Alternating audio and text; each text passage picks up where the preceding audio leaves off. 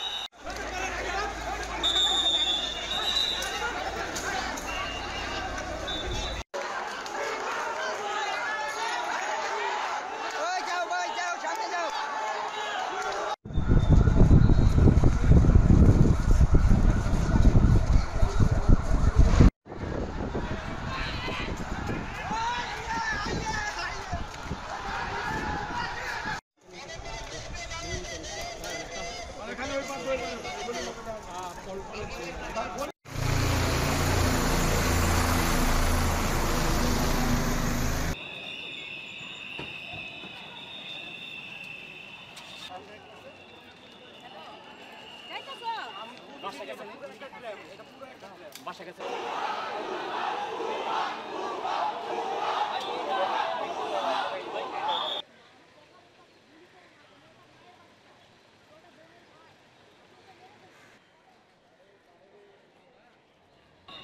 ওই পাশ দিয়ে চলো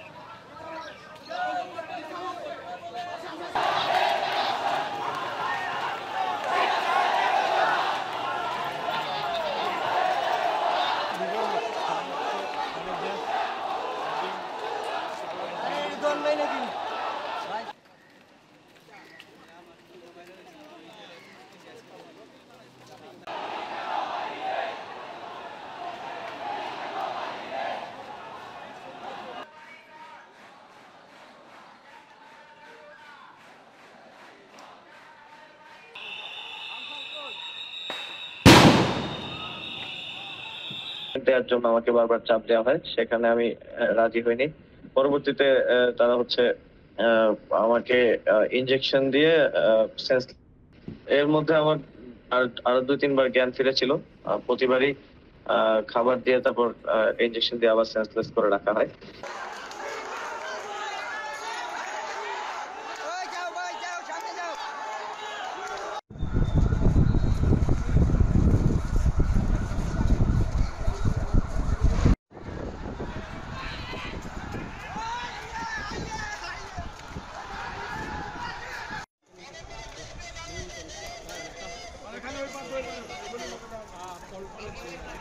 4 দিন পর আমাকে বুধবার সকাল 11টায় আবার তারা চোখ বেঁধে ফেলে দিয়ে যায় আর কি, মহাখালীর দিকে।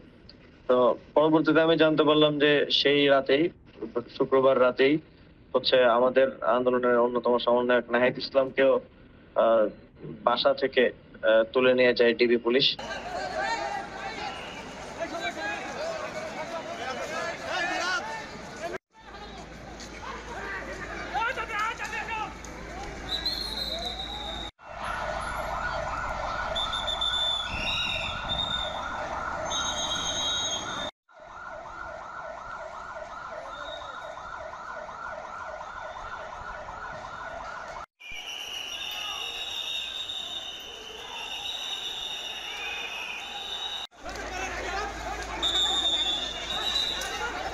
আমরা মনে করছি যে আমাদেরকে আন্দোলন সংক্রান্ত সিদ্ধান্ত নেওয়া এবং এই যে একটা ম্যাসাকার সরকার ঘটিয়েছে, এই যে এতগুলো মানুষকে হত্যা করেছে, এই সময়গুলোতে আমাদের নির্দেশনা দেয়া, সিদ্ধান্ত নেওয়া থেকে দূরে রাখার জন্যই সমন্বয়কদেরকে গুম করা হয়, কাউকে গুম করে রাখা হয়, কাউকে আঘাত করা হয়, আন্দোলন স্থগিত করার জন্য ঘোষণা দেওয়ার জন্য চাপ দেওয়া হয়।